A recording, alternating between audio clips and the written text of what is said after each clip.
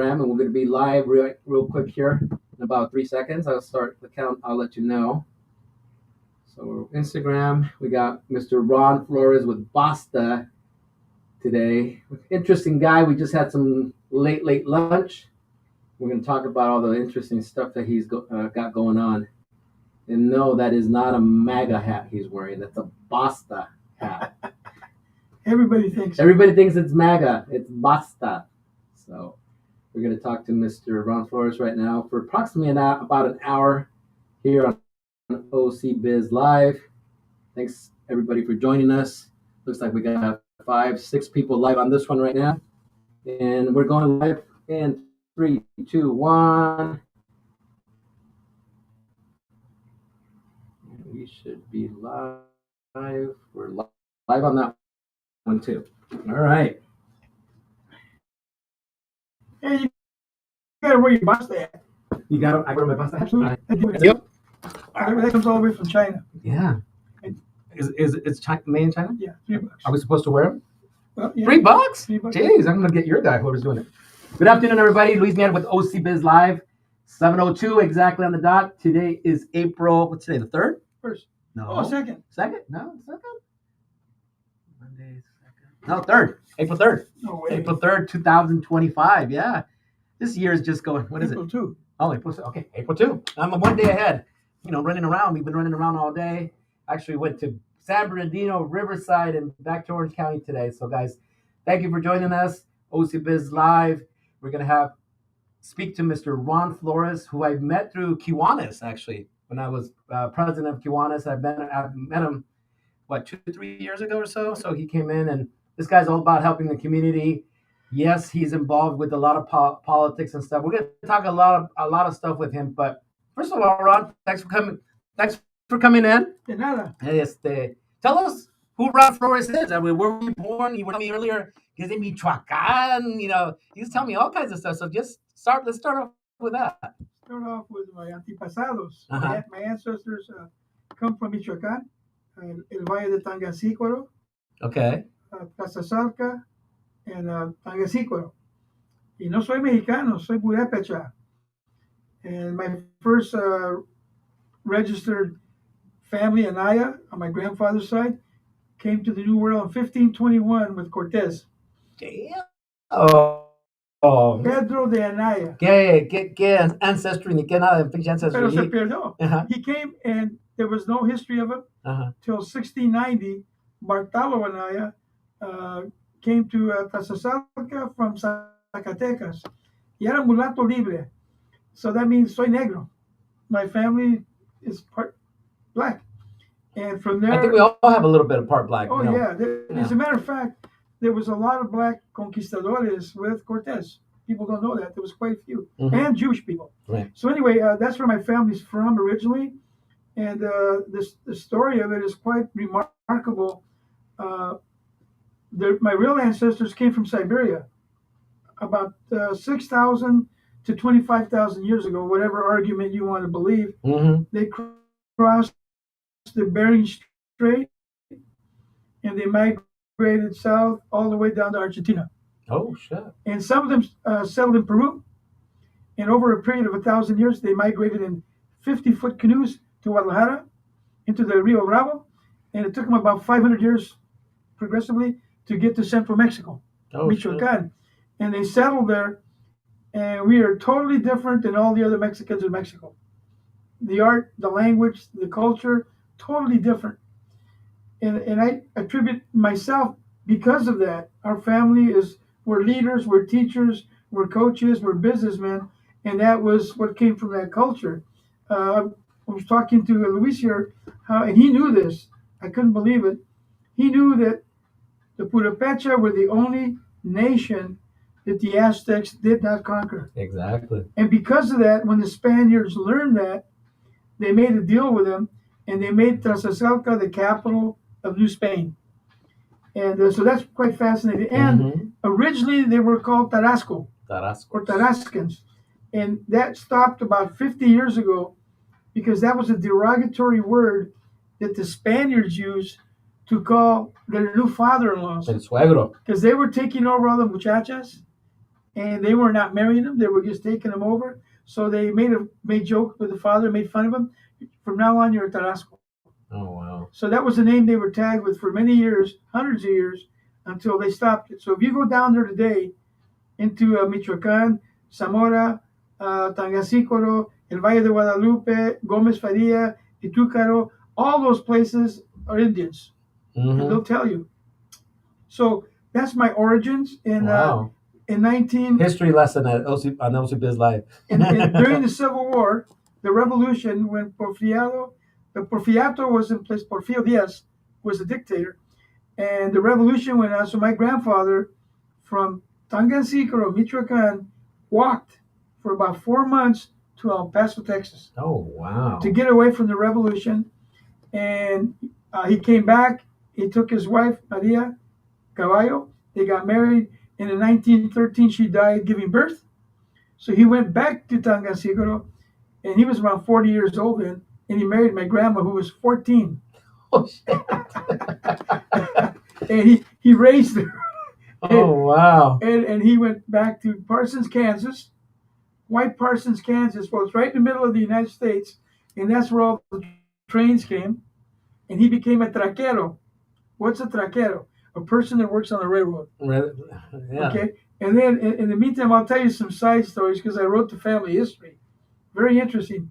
I hope you know who Lady Godiva is. We have our own Lady Godiva, my tia Amparo. One day she rode a horse. She had long hair with no clothes on. Oh boy. From the rancho, went to see us, to the center of Tangancícoro, which is about 4 miles, with no clothes on. Dang. And that's one story. Here's another one. In 1941, my great uncle Rudolfo and I got in a gunfight with the sheriff, the Zamora, and his sidekick, and everybody got killed. Oh shit. Over 3 cows. Becerro? Tres becerros. Tres becerros. He had 3 of them, and one morning he couldn't find them. He says, Dad, somebody stole them. They're going to be at the butcher downtown. So he went, and they were there. So he went up to the butcher. He says, hey, these are mine. ¿Quién los vendió a ti? ¿Quién te los dio? Ahí está, señora, yeah. He took out his rifle, turned around, and started shooting. The sheriff was there. So a gunfight broke out. They all killed each other. Oh, wow. And that was in 1941, November 7th. So that happened. Here's the third story. I told you my family started in Siberia. Right. In about 1998, my friend Rudy Mendoza is an attorney, and he went to Russia. And one day he called me. He said, hey, Ron, you got to come here. There's all kinds of opportunity. In Russia? In Russia, in St. Petersburg. So I bought a ticket, and I went over there. I said, holy shit. You could hire an engineer or a software guy for nothing. And at that time, I had a product development company, the engineering. So I learned about the H-1B visa. So what I did, I started to bring Russians to Huntington Beach, California to work for me. And it was quite an experience to be there. And that's where I met my wife. I met my wife there. And your wife's Russian? Yeah, and she's from Tomsk, which is in the middle of Siberia. And that city was founded like 500 years ago when the Tsar would send all the intellectuals, the revolution, not 500 years ago, 200 years ago, 150. During the revolution, when the Bolsheviks took over, they got rid of all the intellectuals and they sent them to Siberia on foot. So that's like a 30-day walk in the snow. So the people that didn't die settled this town called Tomsk. So now if you go there, there's like 5 universities in the city the size of Long Beach. Oh, okay, so when I met my wife, and she told me where she was from, and all my friends in St. Petersburg said, you don't want to go there. It's bullshit. So the minute they told me you don't want to go there. You wanted to go there. And that's what I did. I went there, and my God, it was a gold mine. I opened an office. I started recruiting Russians, and they came from everywhere. I mean, word got out, and I was reading resumes. People were coming, and I started to bring them to the United States, and that was just a fantastic trip of 20 years of designing products using Russians, Bulgarians, Armenians, and Vietnamese. No Americans. No Americans. So what we would do is we would come up with the idea, for example, to develop an iPhone, and we would draw up a flow chart, and the Russian guy would drop a schematic. This is how it's going to work. We would send the schematic to Bulgaria on the internet, and Pinko would design the circuit board, bring it back to us. We would check it, and then I would send the Gerbers to my friend Robert in Shenzhen, China, and he would make the board, and it'd come back, and we finished it, and that's how we did business. Oh, and that wow. was 20 years ago. So it was very fun and very exciting. Got rid of that in 2013. Let me regress a little bit and tell you about the family now. When my grandfather went to Parsons, Kansas, went back and married my grandmother, had my mother and my aunt, they went to Chicago. And there he was working in the steel mills. And in 1938, they came to California, and they got here just in time for the flood. In 1939, they wiped out all of Brea, Placentia, and all that. And we settled there, and we came to Santa Ana about 1958. So in Santa Ana, I went to Logan Elementary School, which ain't there anymore. I was gonna say that school That don't one- exist no more. It's not there anymore. And then I went to the school on First Street next to Pep Boys. What's the name of that one? Oh, at that point it was Washington or Edison? no, it was Margaret Grant. Yep. So I went to that school, and then we moved from there, and I went to Fremont, and then I went to Edison, and then we moved to Orange. So we moved from. I was born in Anaheim, Placentia, La Jolla. We lived in 6 different places in Placentia. Oh wow. And then we moved to Santa Ana, and I lived right behind Las Brisas on 2nd Street. And right next door used to be Ridgeway Ice Cream. And we would get free ice cream every day. And then from 2nd Street, we moved to 3rd Street and Rate. And then from there, we moved to Oak. We moved to Oak on Warner, 1 block away. Oh, okay. And then we moved right next to Warner, Oh, 2 wow. places. And then we moved to Orange. And we lived at 436 and a half Cypress Street, right next to the Friendly Center, across the street, and we lived, there was 3 houses. We lived in the back, then we moved to the 2nd house, and then we moved to the 3rd house. You got to the front eventually. Wait, it's better. Then we moved across the street, and then we moved to the back. Oh wow. So and that was all 2 years. Jeez. So by the time I was in 5th or 6th grade, we had moved 10, 15 times. Oh wow. One time when we were in Placentia, we moved out on a Friday, and we moved back on a Monday. Oh shit. The lights never got turned off. Never got turned on. And my desk at school was still warm. Oh wow. And the reason why we moved was I had a stepfather that was kind of weird. He got a job in Corona, so we moved to Corona. The day we got there, he got in a fight with the boss, Okay, let's go. and we came back. Oh yeah. And then from there, Santa Ana, we moved to Orange. Then from Orange, we went to Fullerton.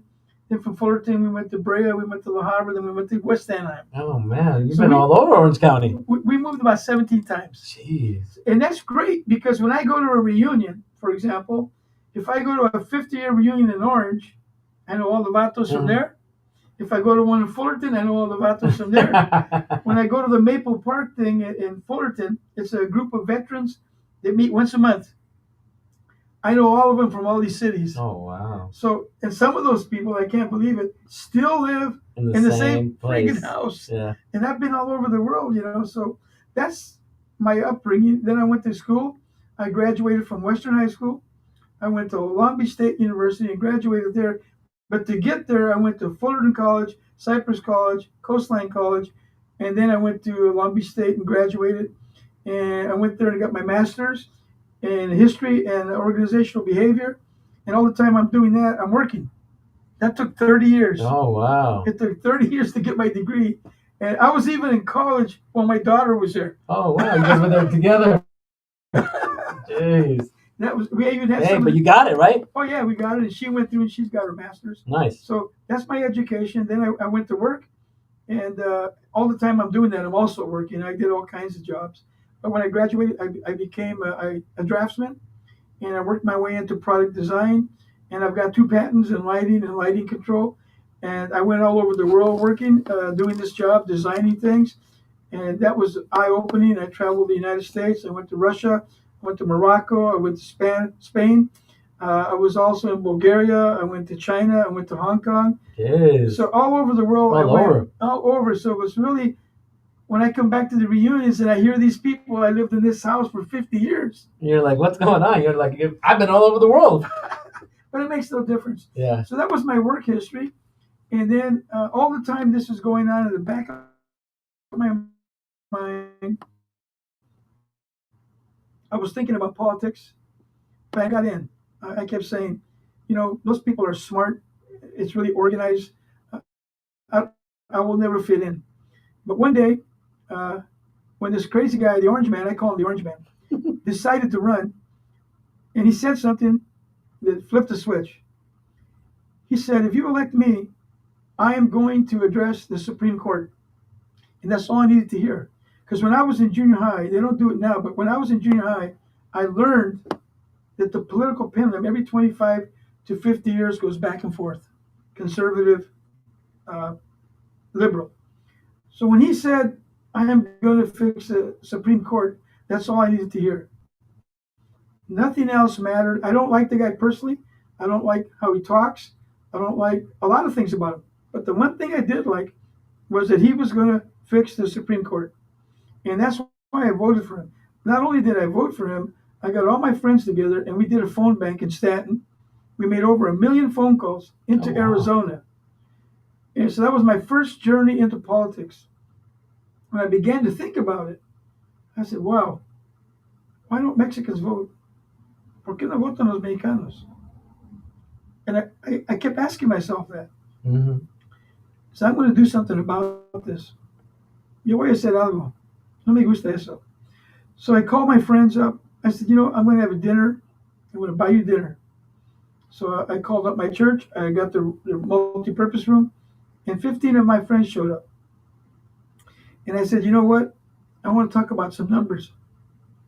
And I'm going to talk about Georgia. I'm going to talk about Wisconsin. I'm going to talk about Arizona. I said, all of those states decided the election in 2016. A total of 45,000 votes. And the Latinos played a major part in that. Sure. Without the Latino vote, that wouldn't happen. And I asked the people, how come in Orange County everybody's saying Latinos don't vote? I said, I'm going to do something about that, and I want you to help me. I said, what are you going to do? I'm going to talk to them and see if I can make them Republicans. So that's what we started to do. So the first 6 months, we registered 4 or 5 people. Mm-hmm. I said, that's bullshit. We're out For here. 6 months, you only registered 4 or 5 people? Yeah, and that was standing in the corner all day or walking the streets. I said, this is not going to work. It ain't going to work. So then I decided to investigate, what do the Democrats do? Well, they started kindergarten, and they indoctrinate and recruit the kids from kindergarten to graduate from high school, get into UCI or Cal State Fullerton or Long Beach State, and all the time they're indoctrinating them. I said, we're going to do the same thing, but we're going to do it different. We're going to do things where they go, the Latinos go, and we're not going to talk at them. We're going to listen to them. We're going to have town hall meetings in the barrio. We're going to have them come with their kids. We're going to bring food. We're going to bring stuff. And we're going to listen. So we were able to ascertain their issues. In Santa Ana, the number one issue was parking and speed bumps. Parking and speed bumps. That was the big issue. I was just at a parking conversation at the city. Nowhere to park. Yeah, nowhere to park. And so much noise. Yeah. So many people in a house. Yeah. So much violence. So much graffiti. And we would say to them, you know why it is that way? When's the last time you voted? When's the last time you showed up to a city council meeting? Yeah. When's the last time you advocated a city council or school board? Do you know what's going on in the schools? No. So we would open up a book. And the book had a picture of a banana with a prophylactic, an erect penis, and a vagina. I said, this is what's going on in the schools. And people don't know this. And they didn't believe us. So then we started to bring in people that came in and speak to them bilingually and explain what's going on. And we've been doing that now for 4 years. And the big fallacy was, it's baloney that they don't vote. In Santa Ana, there's 140,000 registered voters. In Santa Ana. Santa Ana. About 80,000 are Democrat, 80% are Democrat. Less than 20% are Republican. Why do you think that happens? Why do you think Hispanics, Latinos, Mexicanos, whatever you want to call them, are more prone to be Democrats? Why do you think it's very easy. Number one, they don't like the Republicans, primarily because of the Orange Man. and the way he talks. I mean, prior to this, prior to the Orange Man. Yeah. Well, what happens is, what just happened right now. Why was there open borders and all these people came? Those are Democrat voters. They're putting them in the flyover states. They're trying But they're not citizens, so how could they vote? Well, that's the next part. They want to make them all legal, and some of those vote. I know they vote because I talk to the people here in Santa Ana. They tell me they vote. And if they're not legal, they don't care. They vote. Really? And then what they don't know, and this is what really do we? I'm sorry to keep interrupting you, but do we know the percentage of people that? No, I can't answer that. You don't. No, but the sad part is this: the Democrats don't tell them if you get caught voting, automatic deportation, and you can never come back. That's the law. So they're never told that, and it's sad. They're just being taken advantage of. Their values are conservative: church, family, and the law. So how do the Democrats get them? Free stuff. For example, $1,000 ATM card, free medical, free education. And that's really frustrating when you have a veteran that you know is homeless. California has the most homeless people in the United States. Newsom is asking for a bailout right now. They spend so much money on the illegals. We're bankrupt.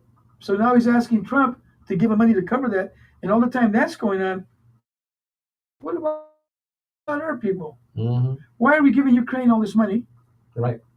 And just stop and think about it. We have 80 or 60% of all the homeless people in California, all the veterans, all our people there, they can't survive. I mean, when I talk to the meseros, I ask them, how's it going? What do you think? What's your number one issue? Money. I'm working 2 jobs. I don't have enough money.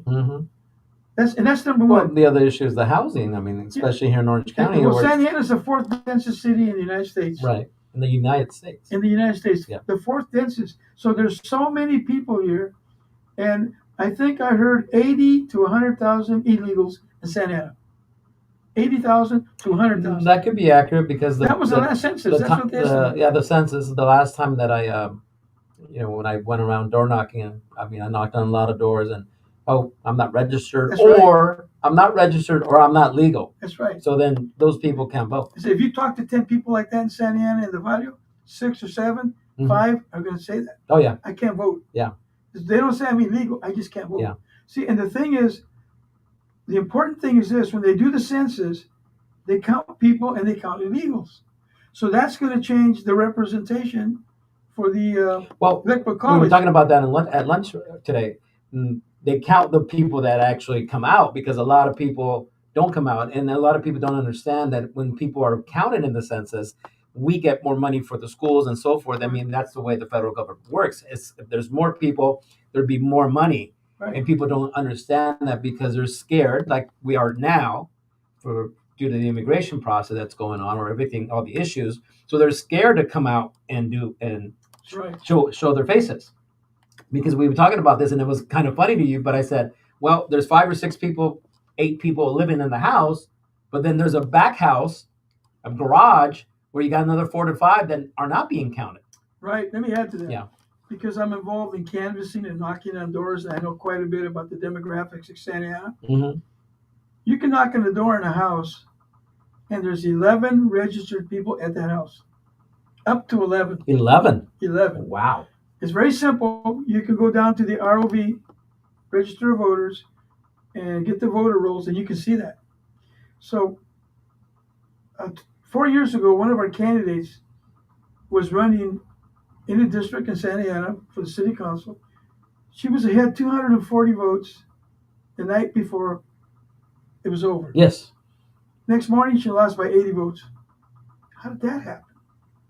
How did she go from 240 up to 80 down? And in that area, 5,000 or 6,000 people is all the votes. Yeah, I was going to say there's not too many votes. And in that area, there's more prostitutes, more homeless people, and more druggies. People doing drugs in that area. So what happened? So we contested the election. We did ballot harvesting. There was about 240 ballots that were questionable. And every year this happens. So you can get that list from the ROV, and then you could go knock on the doors. Because what happens is the signature doesn't agree with the original signature, or then something's wrong with that ballot. So you go knock on the door. So what did we find out? You knock on the door. Hey, is Luis here? No, Luis lives here. Yeah, but he voted. He couldn't have voted. He doesn't live here. Knock on another door. Hey, is Juan here? Shit, he's been in Tijuana for the last 20 years. So how did Juan vote? How did he vote? I'll tell you one. I registered, my grandma's registered. She's 87, 88 years old. She actually voted, signed it, we turned it in. One of those was contested when I was running. And they said she was deceased. And I said, she's not deceased. She's right here. She's my grandma. You want me to bring her? Let me tell you the opposite story. Yeah. In Santa Ana right now, there's over 15 people over 120 years old. There's one that was born in records. There's one that was born in 1856. And he voted. Hey, so when Trump got up there and he said there's 25 million over 90 years old, 50 million over 120, and one of them's 305, I believed it because I see it. But I'll say this, I don't see organized cheating. I just see total government ineptness. There's so many, because after we did the contesting and we did the 250 ballots, whatever it was, we weren't satisfied because we only found like 5 or 6 legitimate voters. So then we said, okay, we're going to pay $4,000 a day. We're going to go in there for 6 hours. We want to see 4,050 ballots. We want to see the signatures. So we did. So they gave us these big books this thick. We had like 4 computers, 4 of us at each table, 4 or 5 people. And we have a machine like this, and each computer had a guy that would answer our questions. And this is how we can validate 11 people at one house, 6 people at one house. So you would think, si no son mensos, if there's 6 people living there, there's 6 unique signatures. Right. Well, that was true probably 80%. What about the 20%? Wasn't true. That makes a difference. Yeah. So I asked the jefe, I said, hey, patron, why do you do all this by hand? You can use digital signature, you can use eye, you can use fingerprint. So we can't change it. I said, why? He says, because the people you voted into Sacramento, this is the law and they don't want to change it. So everything is done by hand, and here's how it works. The ballots come in. If there's an anomaly, they set it aside, and then Luis looks at it. If it's good, he puts it over there. If it's not, he gives it to another guy. If it's good, it goes over there. Not, it goes to another guy. So 4 sets of eyes have looked at this ballot, and they decide if it's good or not. So all of it is just so unbelievable. And because I do geocoding with a database, which means this. In Santa Ana, in that ward, for example, there's 15,000 registered voters. So I make a digital map so I can see every house, who lives in which house, and we make walking papers to go out and walk. So I'm doing that for Santa Ana, and all of a sudden, in Anaheim over here, there's 6,000 people that live in Anaheim that voted in this ward. In Santa Ana? Yeah. I said, how could that be? How could those 6,000, and they're all in the cluster, how could those people be voting over here? What? So I got on the phone and I called some of those people. I said, hey, did you vote? He said, yeah. I said, how did you get your ballot? He said, it was mailed to me. Did you know you voted in Santa Ana? He said, no. So then I went to the ROV. I took pictures, everything. And I said, hey, Joey, can you explain this to me? They couldn't explain it. They could not tell me how 6,000 people that lived in Anaheim around Cerrito Street, Anaheim Boulevard, a whole bunch of them, 6,000 more or less, how could they vote over here? They had no idea. Then it gets better. When you go to the ROV and you look at the voting, you can go in and look at the maps. You can look at every precinct. You can download it and get a spreadsheet. So if you hit this precinct, let's say 68101, which is around Grand Avenue and McFadden, there's 400 people there, for example. And so they're on the map. They're not on the map, but they're on the spreadsheet. So I said, wait a minute. How could you have them on the spreadsheet and they're not on the map? They couldn't answer that either. Holy shit. So look what I said. People over 100 years old, people from Anaheim voting. In Santa Ana. I mean, I can see 1 or 2 that maybe they moved to Anaheim, but they're still registered in Santa Ana. But not 6,000 in one concentrated area. But once you move to Anaheim and you're still registered in Santa Ana, you're allowed to vote. According to Santa Ana, because they don't purge the voter rolls. There's so many. He asked, did some of those 20 million? Yeah. So they asked, I may be wrong in the number. We don't know. And then they went to the Social Security. And this is why the big battle's going on right now. The Democrats don't want them to look at the Social Security because of what they're finding. They found this out. 40% of all the phone calls that the Social Security gets is fraudulent. People calling that are changing the address of that person so they get the checks. Oh, I see. And they know it. The Social Security checks. Yeah, and they know it, but they don't do anything about it. See, so that's what he calls corruption or fraud or abuse, whatever you want to call it. But how do you feel about that? You're giving a check to somebody, you shouldn't be getting it. Right. Someone's voting that's dead, so we know he didn't vote. Right. But that's crazy. Yeah. Or the other day they had on television a building about the size of a Vaughn's Market, and there's supposed to be 1,400 people working in there. There was only 49. And they found out those other people hadn't been there in 4 years. They don't show up. They don't show up. And then I saw a lady crying on TV. She said, well, they're making me go to the office now. I got to drive 3 hours every day. And I said to myself, well, damn it. I did that. I drove 3 hours every day to Pasadena and back. It's not the end of the world. You either move, but you got to go to work. So now they think, and this is another reason they don't want them to see the Social Security numbers, they're trying to prove that the people that haven't gone to work in 4 years are still alive.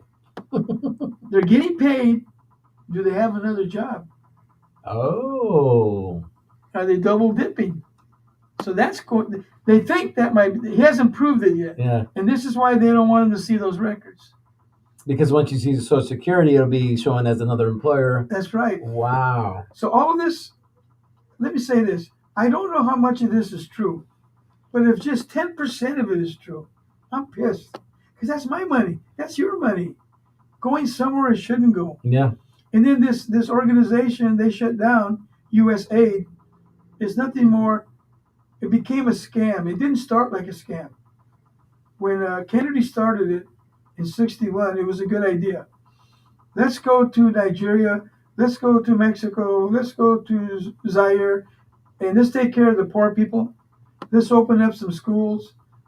All that's good stuff. That's called soft power in competition with the communists and the other Chinese, whatever. But what it's evolved to now is the NGOs are involved now, the nonprofits. So like Casey Adams, I think that's her name, the lady in Georgia, 2 days before Biden left, she got $2 billion or $20 billion. And she was advocating. Billion with the B. Yeah. Shit. She was advocating, she wanted to improve the life of the poor people in that city, which had 800 people.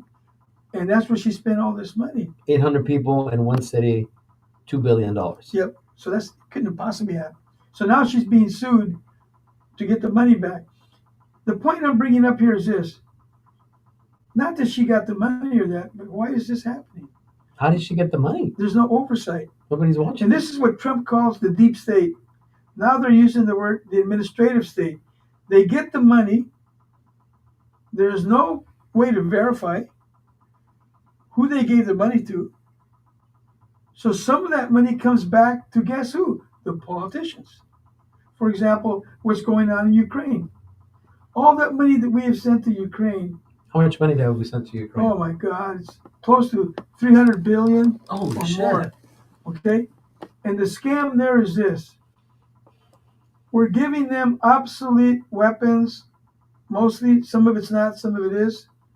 So we take it out of our warehouse and it goes there.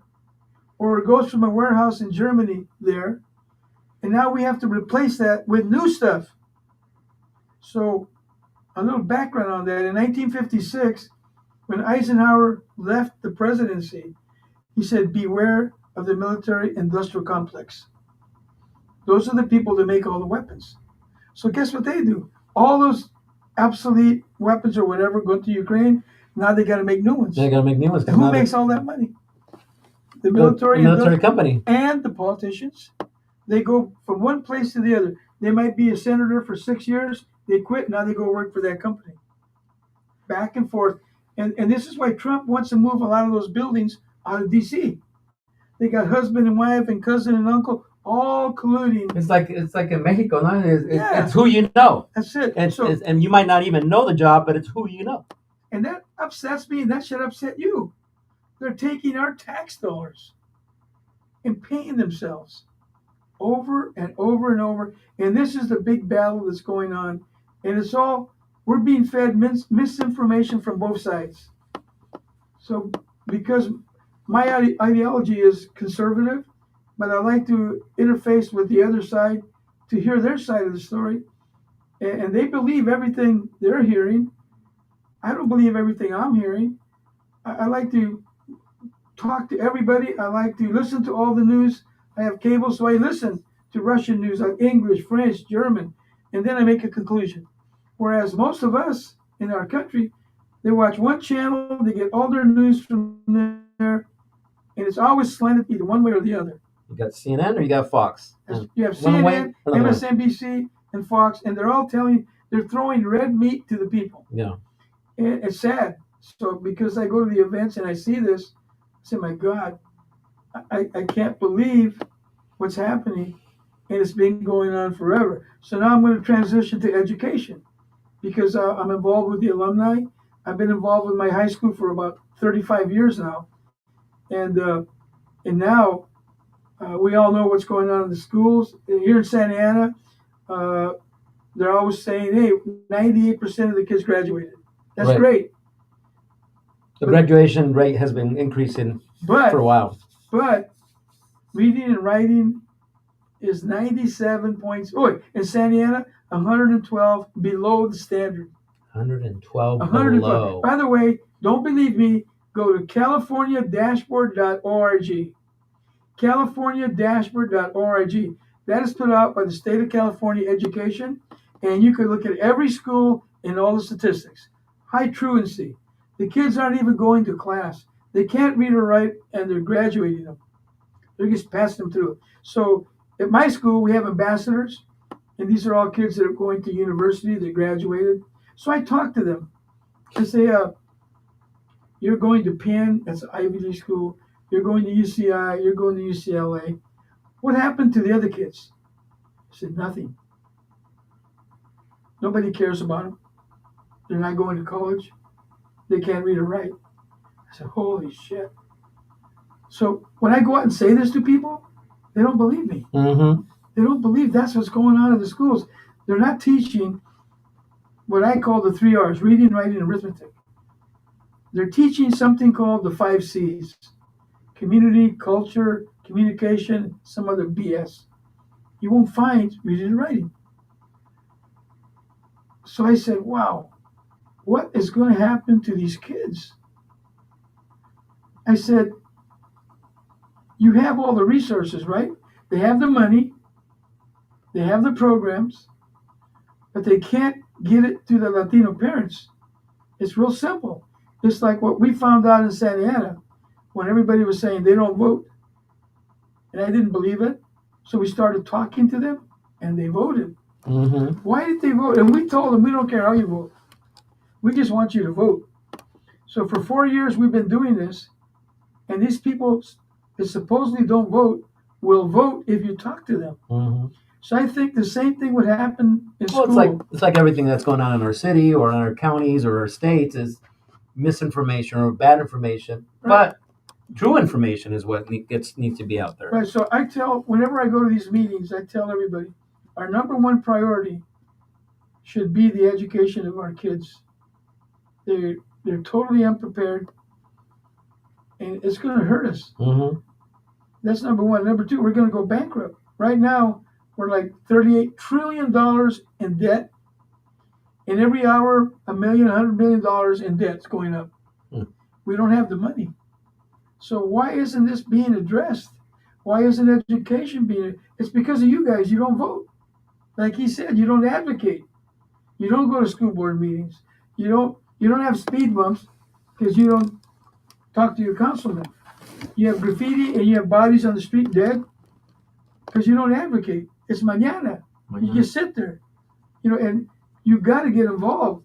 If you don't get involved, where are we going to be in 20 years? Mm-hmm. Really, it's sad. It's really sad. And when I go to the meetings, and my presentation is this: how did we get here? And I always ask the people, and I'm going to ask you guys, how many of you have read the book 1984? How many of you have read the book Animal Farm? Now, if you read those two books, you know exactly what's going on. 1984 was written in the 1930s, 1940s by George Orwell, and he also wrote Animal Farm. 1984, listen to this story that was written 60, 70 years ago, if this sounds familiar. It's a book that claims there's only 4 countries, and they're always threatening to go to war. But they never go to war. But they spend a lot of money in armaments. And when you go in your house, there's a big screen TV. It hears and sees everything you do. And you can't have sex or a girlfriend without them saying okay. Oh, shit. Does some of this sound like familiar? What's going on? So this is what's going on. He wrote about it. It's called 1984. The other book, Animal Farm, is about animals in a farm. And I believe the pig is the leader. One day he says to all the Mexicanos, hey, vamos a mover adelante juntos. Yo voy a ser el jefe. We're going to move together. We're all going to get paid the same amount of money. I'm the boss. We're all going to have the same houses. But you need a leader, and that's Louis. Wow, we love it. So they get going. Everyone's getting paid the same. They all have the same house. And then one day Louis says, you know what, Ron? We can make money on this. Let's start doing this and that, and we get all the money.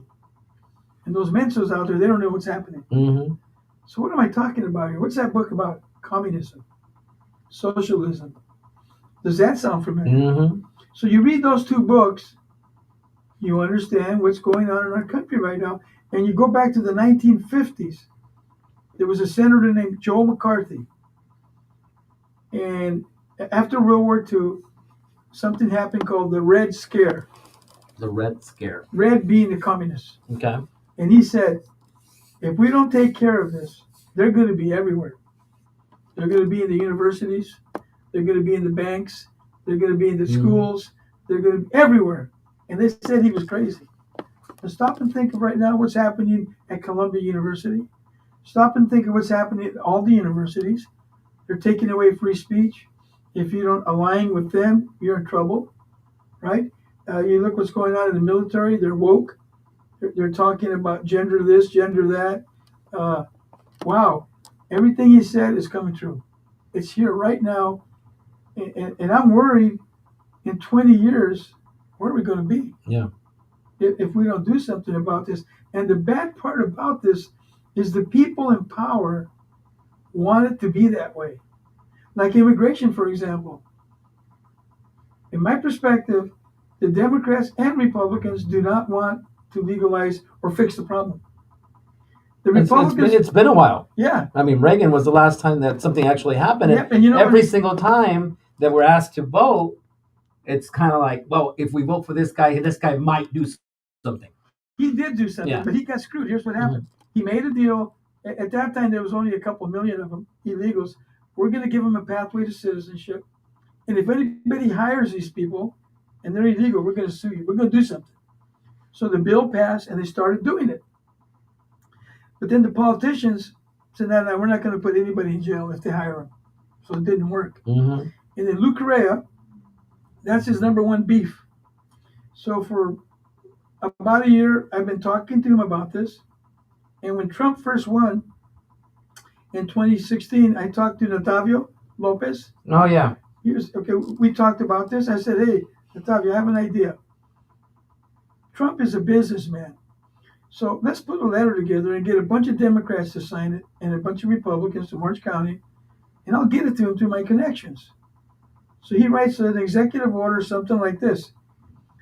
Anybody that's here illegal, you have 90 days to register, and you can stay as long as you don't break the law. A pathway to citizenship. Well, the Democrat people signed all up, but the Republicans didn't work. So when he got elected again, this organization I belong to, Los Amigos in Anaheim, I said to them, hey, I want to try this again. I'm going to draft a letter and we'll sign it and get everybody to sign it. We'll get it to make sure Trump gets it. And I went to Washington, D.C., and I talked to a bunch of people, and I came back. And in my meeting this morning, Los Amigos, here's what I told them. In 1923, H.R. 1511, write it down, H.R. 1511 was presented to Congress, 1923. 1923. And they said, look, for all the illegal people that are here, we can't deport them all, but we're going to give a threshold.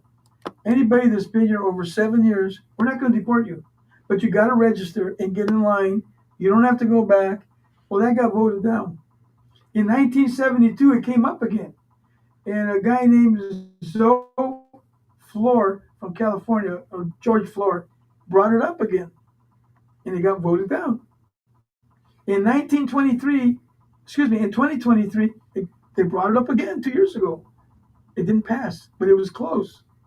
So since 1923, they know the answer. It's 100 years. 100 years. More than 100 years. So look it up. Don't believe me. HR 1511, and you won't believe what you're going to read. Well, first thing, I think most people that are not legally here in the country and they're asked to register, when you register, it's going to be your name, address, probably where you work, stuff like that. So they would probably be scared to do that. Absolutely. They would be like, no, I'm not going to register because I'd rather be illegal and they're not going to know where I'm at than go register. So that would be the difficult part. That's a big anomaly, and that's definitely going on. I think we're spending so much money on immigration that it would make more sense to legalize the people that have not committed a crime or are not bad to us, and charge them to do this. You know who said that? Charge them to do this. They actually pay, not like a fine, but they actually pay a processing to do it. It would be, imagínate, están pagando $10,000, $15,000 para un pinche coyote. That's right. Pay the $10,000 or $15,000 to the government, get legalized in a certain amount of years, 2 to 4 years. If you're clean, nothing's happened, nothing's going on, you're not a child molester, you're not a gang member, you're not out there, with guns. And at that point, you become a citizen. You know who said exactly what you're saying? Who said that? Hillary Clinton. Obama. Clinton. All of them said that. Okay. Don't believe me. Go on YouTube, type it in. Listen to Hillary Clinton say, we're going to deport you if you break the law. Get in line, register. If you break the law and you kill someone, automatically you're out of here. They said it. So what happened? Why is Trump a bad guy now? As a matter of fact, Obama deported 400,000, I believe, and so did Clinton.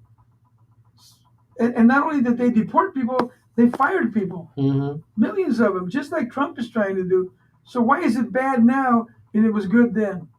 Well, I think to answer that question, and I'll speak for a lot of people, is probably it's kind of like when you go in and you're a salesperson. I'm a salesperson. It's the delivery. Yeah. The delivery. I think the way that he's delivering this information is probably not the way Hispanos, Latinos want to hear it. Right. They want to hear, we're here to help you, instead of like, we're here to fuck you, It's, we're here to help you, and this is the way we're going to help you get to that point. And I think the Democrats, whether it be Hillary or Obama, were able to put that message out there. And guess what? There's that one word. They trusted those guys. Or Hillary. They don't trust this guy. Because first of all, we were talking about this earlier, he starts saying this is going to happen, that's going to happen. These tariffs that were supposed to go into effect, he was going after Canada, he was going after Mexico, China, and everything else. Conveniently now, Mexico and Canada weren't even in there because they're going to lose a lot of money if they do that. They're going to lose a lot of the imports that we need and all that stuff. But yeah, he went after all the Asian stuff. So yeah, what China, 400 yeah. countries or something. Yeah. So I mean, but the two biggest ones that where we're having these transactions come back and forth on probably on a daily basis weren't included. So I think that's the trust issue because he's, como dicen, avienta todo el cabrón y luego cuando ya nothing happens, then he like adjusts it. So instead of giving it to them gently, he throws it out there, and that's why people don't trust him because they're like seeing all the stuff that he's throwing out. Like when he first ran, when he said all the people that are coming are rapists, all the people that are coming are this and this and that. Not all of them, but think about it. More crimes. But he didn't say that. He said some of them. Some of them. But what did the press say? Yeah. What did NBC say? And NBC, all of them. Yeah. Lies. Yeah. They just flat out. Yeah. I think part of it, Ron, is the way that this is being. Well, the thing is this: the first thing you people need to acknowledge, MSNBC, CNN, ABC, all those people, they're not journalists. They're brainwashing you. It's a show. They want money. They want ratings. Make money by people rating the ratings. And the thing is with the tariffs, what I was talking about at dinner there was, do all you guys know how that works a little bit? For example, my numbers are not going to be correct, but it's an example of what's happening. Let's look at Canada. Canada sends us wood, and we got to pay $80 on every ton. We send them rice, and they only pay us $5. So they get 80, we get 5. Trump is saying, you know what? If you're going to charge us 80, we're going to charge you 80. Or let's go back down to 5. Or let's go to nothing. That's his whole plan. Mm-hmm. He said, we're done being the bank for the world and the policeman for the world. Oh, we've been the policeman for the world for a long time. I mean, we get involved in every single war. We get involved in everything. There's two reasons. Why do we get involved? There's two reasons. The hawks, they want to control the world. Mm-hmm. And the dummies. For example, the war in Ukraine. We just learned in the last few weeks, all the money we have given Ukraine and all that equipment was free. Your tax money. Where the Europeans, the French, the German, all of those people, it's a loan. They're going to get paid back. So how many people knew that? See, Trump brought that to the front. He said, that's not fair. But what happens if Ukraine loses the war? How are they going to pay back those loans? Well, this is why he wants the mineral rights. He says, okay, you're going to either pay me back in money or you're going to let us come in and set up companies to take the minerals from the earth. See, and that's huge. Because if we do that, we're right next to Russia, and Russia will not attack. Mm-mm. You see? They will dare not attack. And in case for you people think what's going on in Russia, Putin is never going to use a nuclear weapon. Because that means it's the end of the world. And a lot of us don't know Europe has more weapons than Russia. Not as many nuclear bombs, but everything else. They have more soldiers, more airplanes, everything. That's one side. Here's the other side. Who started that war? So I'm asking you, who started that war? The Ukraine and Russian war? Yep. Russia. No. That war started when the Soviet Union collapsed. Clinton, France, and Germany went to Ukraine, and they said, you know what? If you give up all your nuclear weapons, we're going to be your security. So they did that. And they told Putin, we're not going to go 1 inch more to the east. We're not going to take another country into the NATO. So since 1996, how many countries have come in? 0. All of them. Oh, really? Oh, yeah. Bulgaria, Romania, Poland, Hungary, Lithuania, Estonia, they all came in. And in 2008, Putin went to the UN and he gave a speech. He said, hey, we made a deal. Ukraine gave up its weapons. You guys are going to protect them. We're not going to attack. And you told me you're not going to go 1 inch more to the east. In the meantime, 20 more countries came in. Stop. Don't go another inch. So in 2014 is the Orange Revolution in Ukraine. What happened there? a senator that died, John McCain, and the ambassador to Ukraine, the CIA, the US aid, all those people colluded to have a revolution in Ukraine to get rid of a democratically elected president that we didn't like because he liked Russia. Some Ukrainians wanted to join NATO, and he didn't want to do that. So we started this revolution. He got kicked out, and we took over. So that puppet government was our government. So who started the war?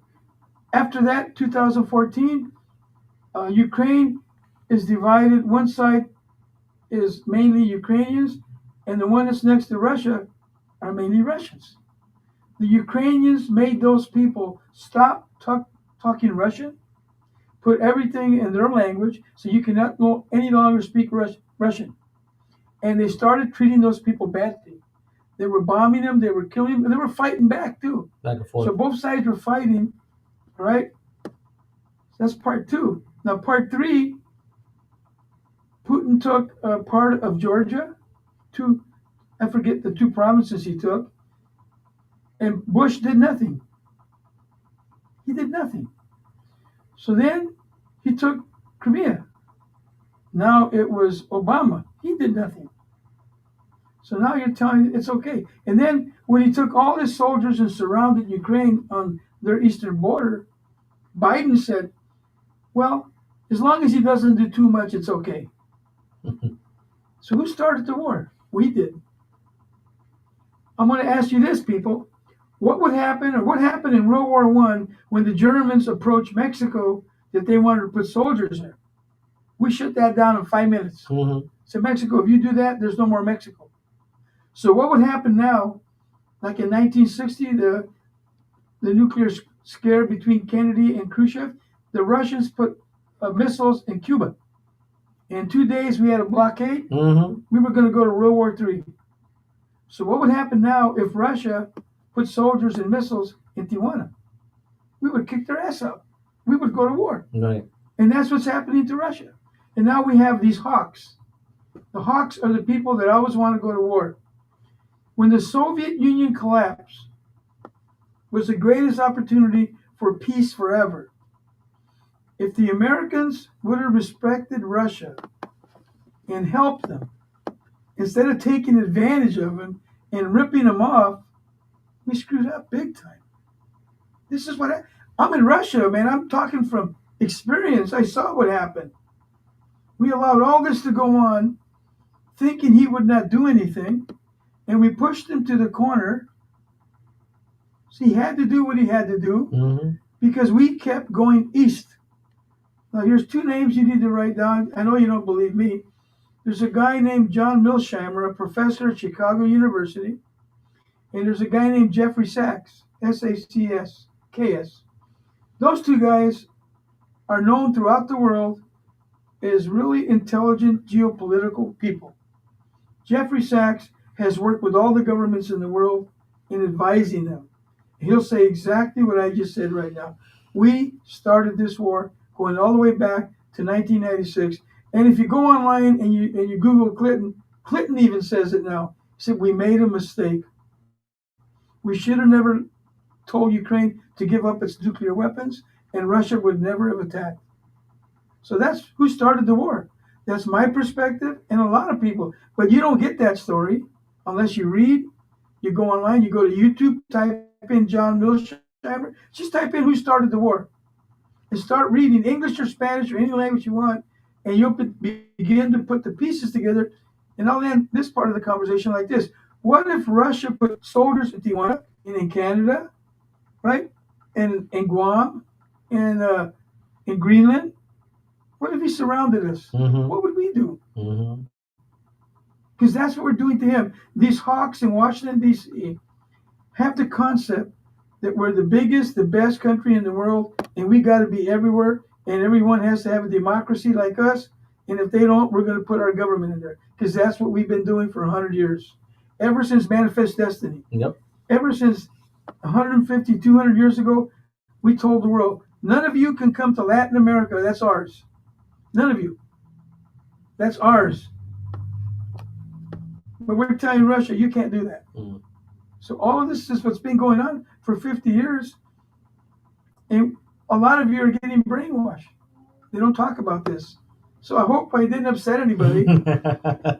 I'm just passing this on. this is just politics. But Ron, we've got an hour, which is Really? I appreciate because you're always an interesting guy to speak to. But besides that, let's take about 10 minutes, 15 minutes or so of a little bit of overtime, guys. Talk about all the great things you're doing with Basta. Oh, yeah, good. Basta, you're doing a food distribution here in Santa Ana.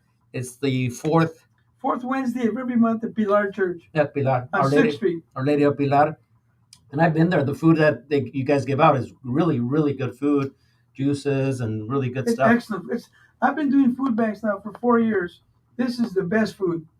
There's never anything bad. Fresh fruit, frozen food. We give chicken, we give turkey, we give ham, we give apples, we give oranges, we give canned goods. I mean, it's really great stuff. And we're averaging about 1,000 people once a month. 1,000 people. And I'm thinking of opening another one. And we can also have a food pantry. I just haven't found. If you guys know somebody that has an office space where I can bring food every day, I can go shopping and bring all the food you want every day to feed the community. If you have an organization in Santa Ana, we can deliver food to elders. Okay, so that's one thing we do. We do the food bank. And remember earlier I said we're trying to copy what the Democrats do. Mm-hmm. In addition to that, we mentor kids, college kids, mostly all Hispanics, and I get between 1 to 4 kids every year, and that's a 9-month program. We also are working with soccer. We're also working in folklorico, mariachi. We're also What are you doing with folklorico mariachi? We do events. Oh. We do events. We pay them to come out. We raise money. We pay them off. Mm-hmm. And then we even do poetry. Oh. Did you know there's a Chicano poet at Santa Ana College? I forget. He's a teacher there. And he does Donato Martinez. So he comes out, he'll make you laugh. He'll talk about his upbringing in Corona and his gringo friends coming to the Mexican house. He'll just make you laugh like crazy. So he's teaching at Santa Ana College poetry. Should have him come on my show. Yeah, he's awesome. Yeah. Send me a text. Yeah. He'll make you laugh, I promise. Yeah. So we work with poetry, we work with folklorico, we work with soccer. We're trying to get into Santa Ana Pop Warner football. And when I say we work with them, what we do is we'll sponsor a tournament, we'll sponsor the kids, we'll do an event, we'll talk to the parents, and then we do town halls. Mm-hmm. We do town halls in Nevada. You invite us, we'll come in, we'll bring food. We do a Christmas party, we do a Thanksgiving party, and we give gifts with my church and my organization. We will give Christmas to 30 to 40 kids. We'll collect the gifts, the Chicanos, the Latinos, whatever you want. They make the food because the gringos love the tamales and enchiladas, and we bring all the. That's the one thing. That's the one thing that everybody enjoys is the food. Oh man! No matter what color you are, where you from. Man, I'm telling you, you're from Greenland, Yugoslavia, from Ukraine. You love the Mexican food. So they bring the food, and we bring the pies, the cakes, the turkeys, the Christmas tree. We bring Santa Claus. So we do that every year, and that's what Basta does. And there's a misconception out there that we're MAGA because it's red. Yeah. And that we're rednecks and we're white racists. That's not true. And by the way, when I've gone to the food distribution, there's a lot of those guys you just mentioned. Yeah. But, it's one of those things. These guys are here helping the community, helping Santa Ana. That's so right. It's amazing because, there's white guys, that, like you said, rednecks, all kinds of different guys. And they're there hustling and doing what you got to do to feed those 1,000 families every month. With right. Basta. And I'm going to say this publicly. Benjamin Vasquez, if you're watching or if you guys know him, I saw him Saturday. I touched him on the shoulder. I said, Benjamin, we got to get together. I know we're opposite politically, but that should not get in the way of us working together to help the community. And I haven't heard back from him. I've texted him. So if you know him, have him reach out to me. We're willing to listen and talk to help the community in Santa Ana.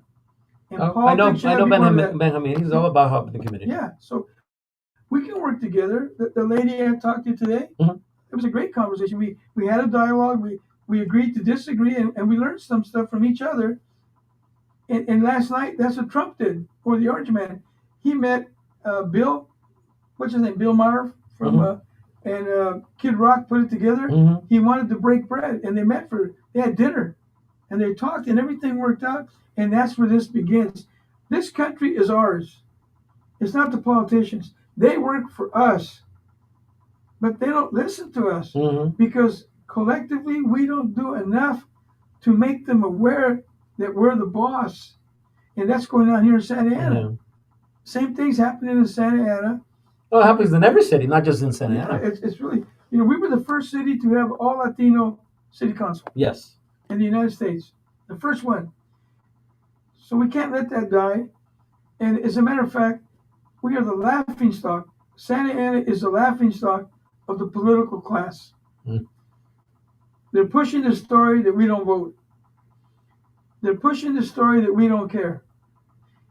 It's so bad that they ignore Santa Ana.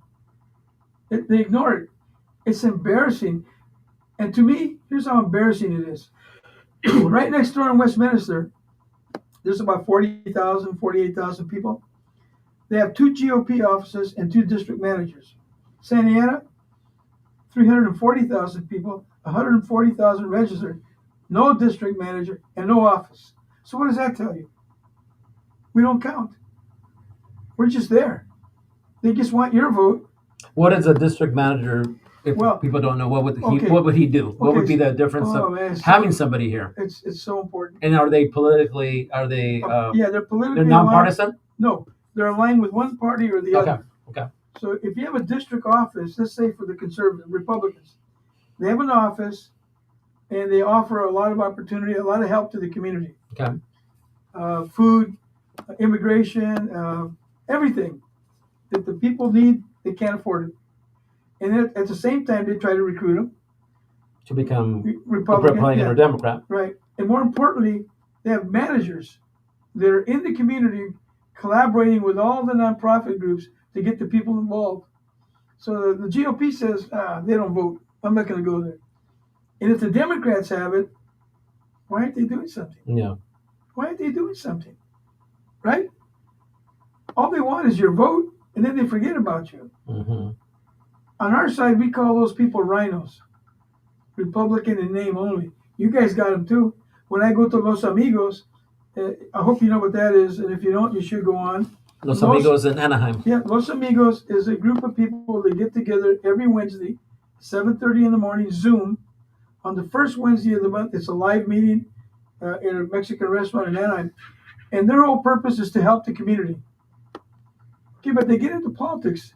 Of course. And they talk Well, about because it becomes politics. Yes. Yeah. You can't, guys, you can't avoid it anymore. You can't ignore it. You've been ignoring it too long, and look what you have. Look what you have. What would we do, Ron, to try to get a district office, whether it be Republican or Democrat? What would be something that we could probably reach out to our leaders that we have Great now, question. or even us as a community to get a district office? It's a great question. Here's what if I was in charge, the hell with them. I would collect money, get donate, open our own office, and then negotiate with them. What are you going to give us? Here's what we want. How much money are you going to donate to us? What are you going to do for us politically? We have a problem with education. What are you going to do with that? We have a problem with kids that aren't going to college. What are you going to give us? That's what I would do. Us, mismo, nosotros. We start our own group. Basta's already talked about this to several people. We don't need them. We do it ourselves. I told you the story the first time to Santa Ana when I called those people. Mm-hmm. I went to a meeting of a bunch of Democrats, and I started the meeting like this, and pardon my French. Ustedes no son mensos, son bien pendejos. I said that to them. And what I meant was this. Dude, the approach is what's messing you up, Trump. I asked them, how many of you are Democrats? They all raised their hand. How many are Republicans? I was the only one. I said, well, look, the Republicans don't even know you exist. And what are the Democrats giving you? For 20 years, they've been telling you we're going to fix immigration. What did you get? Nothing. And the weird thing about it is, like what I said earlier, we assume, well, I'm a Democrat. The people assume that the Democrat Party is the one that's going to give us that opportunity to become legal, to have an immigration reform. and the last person that did it was a Republican. That's right.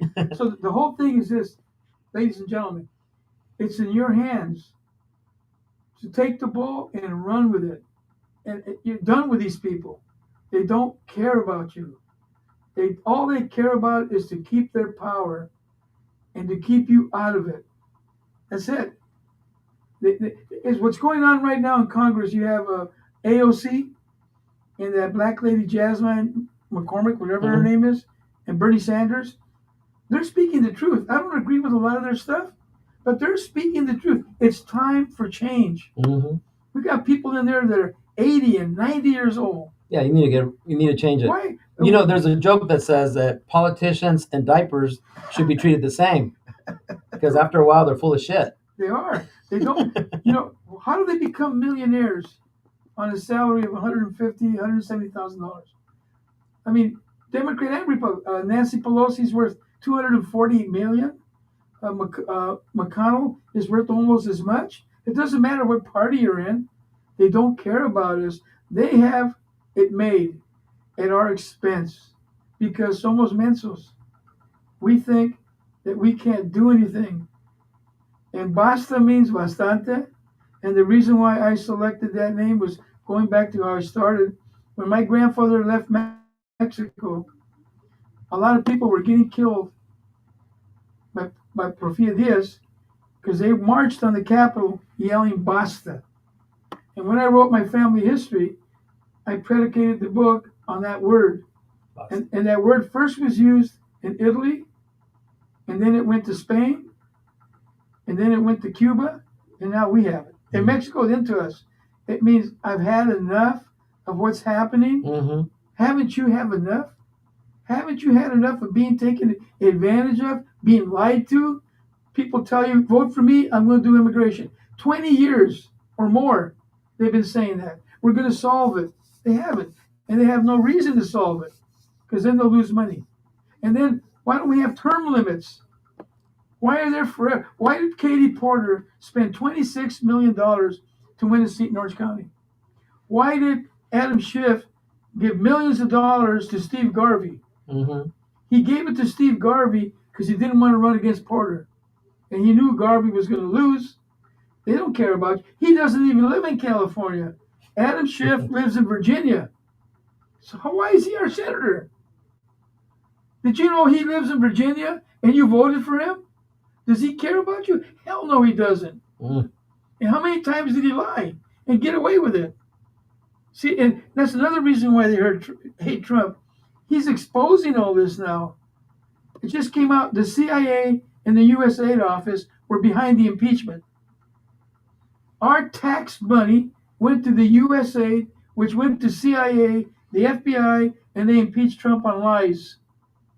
All of this is coming out now. This is why he put the people in power on his cabinet to expose it all. And this is what's happening. Because we let this happen. Like the people in Santa Ana that want speed bumps, they don't have them because they don't advocate. This is what's happening all the way up on top. 10 times worse. What's next? We're done? I think we're at 8:15, so we're about an hour and 15. How many people dropped out? Well, I don't know, but I'm sure people hopped in. I mean, it's an interesting conversation to me. It's interesting the perspective of different parties or different people to see what they're thinking and what I'm thinking. I think it's one of those things that you said. The communication has to occur where we have to work with the Republicans and we have to work with the Democrats to come to one certain point in conclusion. We can't just say, oh, you're a Republican, I don't want to talk to you. Oh, you're a Democrat, I don't want to talk to you. No, there has to be coming to a certain point, agree to disagree or not disagree, but come to some kind of conclusion. Otherwise, we're just going in circles. That's right. And that's See, we do this. We say we want good governance. We don't care what party you're in. We want a candidate there that represents us. Right. Good governance. And so if anybody out there would like for me to come out and speak to you, or if you're interested in opening a food bank or a food pantry or a sponsorship for your soccer organization, your boxing club, your mariachi, your folklorico, please contact me. Luis knows how to get it. We have a website, usabasta.com. usabasta.com. Give me your cell phone if you want. Have them call you. Yeah, 714 714-454-5697. 714-454-5697. I love to help people. That's why God put me here. And I'm involved in so many organizations. There's always room for one more. I want to help us get to a better place because all the ingredients are there except somebody leading us and you guys taking part. As Hispanics, we don't have an actual leader. We don't. We don't have an actual leader. Back in the day, they said Cesar Cesar Chavez. Chavez was the last leader, and of course, como los negritos, they had Jesse Jackson. Right. Yeah, but we don't have a leader. Who do we have that's leading us? I was thinking that when Kamala was running, that she would go ahead and get Padilla, and I would say that would be a perfect blend. You have the blacks and you have the Hispanics, but no, she went with the guy from Ohio, a white guy from Ohio. The guy that wants tampons in the boys' bathroom. Exactly. So to me, like I said, Can you believe what I just said? Yeah. But think about it. We also at one point had the he, she, this, and that. It's one of those things that I don't agree with that. So there's certain things that I look at. Latinx. Yeah, there's some things I look at and go, what? How am I gonna go ahead and now declare myself? He, she, this. Come on. I was on the phone when I was getting the trademark. I trademarked this. I was talking to the trademark attorney on the phone, and I could tell she was a negrita. So we're talking, and she said, "Are you a Latinx?" I said, "Why did you call me that?" Well, that's what you are. I said, "Where did you learn that?" In law school. I said, "Are you a black person?" She said, "Yeah." You just called me a nigger. I told her that. How would you feel if I called you a nigger?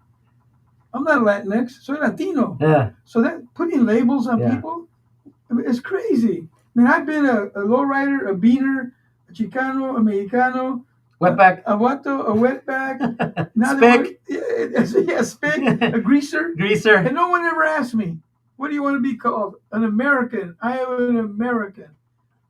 Anyway, I've enjoyed this so much. Thanks for coming by, man. I always enjoy speaking to you. And on that note, April 10th, guys, del 10 de abril, en el Delhi Center aquí en la ciudad de Santana, vamos a tener nuestro foro de inmigración. Preguntas con nuestro abogado José Alfredo Hernández, va a estar allí presente. Ya tengo confirmado también el Consulado de México, va a estar allí, la oficina del Consulado de México, la oficina de nuestro congresista, Lou Correa va a estar ahí también. Va a estar también el registro civil aquí del condado de Orange con Martín Plasencia. Ellos van a estar presentes y otras personas que estén ahí que van a darles datos, información. Como estamos diciendo, es información que es importante para que usted sepa lo que está pasando en nuestra comunidad. Recuerden que la comunidad empieza aquí en nuestra ciudad, condado, estado y federal. Es importante tu ciudad. ¿Qué está pasando en este lugar?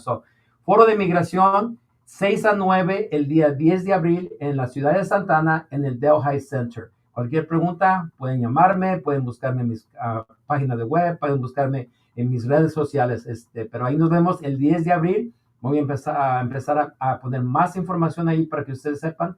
Pero también otra persona que va a estar con nosotros va a ser una diputada, es una diputada de México. Y no se olviden, el 4 miércoles de cada mes, en la iglesia Pilar, Our Lady Pilar, a las 9 si quieren ayudar y a las 11 si quieren comida. Cada mes, el 4 miércoles, vengan por favor, tenemos bastante comida y buena comida y es gratis. Y si conocen un lugar donde puedo abrir un pantry, yo tengo la comida y se puede hacer 5 días por semana. Oh, wow. But I can't find a place. Yeah. ¿Qué necesitas una como warehouse? Or? I need like an office with refrigerators because we have cold food. You know, we want to bring you the food and you give it to whatever. And so you would have the spot set up and people would just come and get it. That's right. For example, at a church, they have a room with a refrigerator and refrigerators. We bring in the food. You need a lot of refrigerators because it's a lot of food. Oh yeah, I had 7 of them at the Salvation Army. Okay. But we had to move because they're going to go to a charter school. Oh, that's. And I had nowhere to put those stuff, so I donated to them. So if you know where we can do a food pantry in Santa Ana, we're ready to go. We have the food. I can open another food bank anywhere in Santa Ana. If you have a church like Pilar, or an office or a school, a charter school, a private school, we can open a food bank. and we have the volunteers. We should have you talk to the Delhi Center. The Delhi Center in Santa Ana, they Yeah. do a lot to the community, and I'm sure they'd be open to something like that. Maybe Yeah. connect you with them. Me. We're ready to go. Yeah. And we have the volunteers. Whether You've seen it. whether we do the food bank or we do the pantry, that might be something that'd be interesting. All the food you want. I have Because a contract. the good thing about the Delhi Center is here, Yeah, I know where and it's then at. there's a church right Yeah, next to it, so right. people would trickle into the church. I'm going to be at the church Sunday announcing from 7 o'clock in the morning till 7 o'clock at night. Well, I'm not going to be doing the whole church. I'll be coming in out right before it ends. I'll come up and talk to them and say, "Hey, come by." But yeah, that's what I'm doing Sunday. Well, thank you very much, guys, for watching us. OC Biz Live. We'll see you guys next week. Don't know who my guest will be next week, but maybe I'll bring Ron again. I mean, this is some interesting stuff. We went for an hour and 20 minutes. Is that a record? I think it's a record. No, actually, the mayor of Santa Ana was here like an hour and 40 minutes. Yes. Valerie? Yes, she I was. like her. Yeah, so she was here for a while. So, and that was about a year ago. So we got to bring her back on and talk about what's going on with the city and stuff like that. So we should have her on here real soon. So see you guys next week, 7 o'clock Wednesdays, live on Instagram, live on Facebook, YouTube, and LinkedIn right there. Thanks again, Luis Mer, OC Biz, checking out. We'll see you guys next week. Thanks, Ron, again. Bye-bye. Alrighty, thank you, man.